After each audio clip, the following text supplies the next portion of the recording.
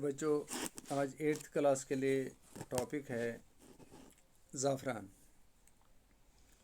بچوں، زعفران سبق پڑھنے سے پہلے ہم اس سبق کے الفاظ پڑھتے ہیں۔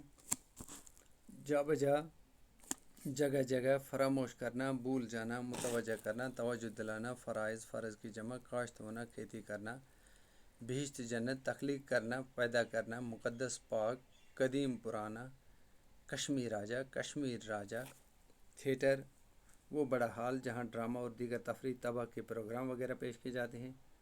فن ہنر، لغت، عرف عام میں لغت ڈکشنری کو بولتے ہیں۔ اب ہم سبق شروع کرتے ہیں۔ زعفران مشہور شاعر کالیداس نے اپنی کتاب میں زعفران کے کھیتوں کے حسن کی جا بجا تعریف کی ہے۔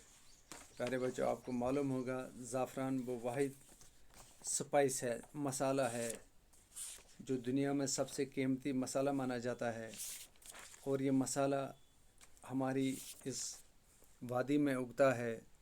صدیوں سے بلکہ ہزاروں سالوں سے یہ فصل اگتی آئی ہے۔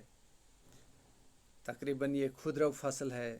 یہ تقریباً 10 سال 5 سال بعد اس کا بیج پھر بدلنا پڑتا ہے، اور آپ کو معلوم ہوگا یہ پوری وادی میں اس کی کاشت نہیں ہوتی ہے، بلکہ ایک مخصوص علاقے میں جو سری نگر اور اونتی پورہ کے بیچ کا علاقہ ہے، جہاں سمجھو پامپور قصبے کے آس پاس کی جو زمین ہے، جو ڈھلوان ہے، تو اسی میں یہ فصل اگتی ہے۔ خاص کر اسی پامپور علاقے میں، پامپور کے کھیتوں میں، پامپور کی اسی ڈھلوان زمین پر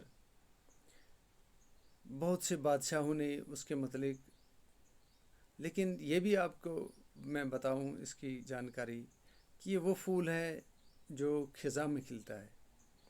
لیکن کسی شاعر نے کیا کہا، خزاں میں پھول کی بہار آتی نہیں، لیکن اس کی بہار تو آتی ہے۔ خزاں کے پھول کو کبھی بہار آتی نہیں، لیکن زعفران کے پھول کو خزاں میں ہی بہار آتی ہے۔ یہ خزاں کے موسم میں کھلتا ہے، خاص کر اکتوبر اور نومبر کے مہینوں میں بالکل اپنی جوبن پر ہوتے ہیں یہ کھیت، یہ پھول۔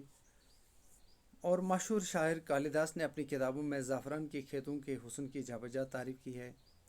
سنسکرت کا کوئی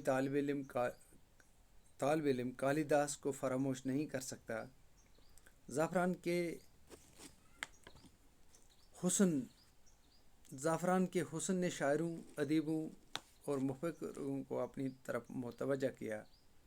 زعفران کے کھیت کو زعفران زار بھی کہا جاتا ہے۔ اس کے معنی لغت میں یہ لکھے ہیں: وہ مقام جہاں دور تک زرد پھول ہوں یا زرد فصل کھڑی ہو۔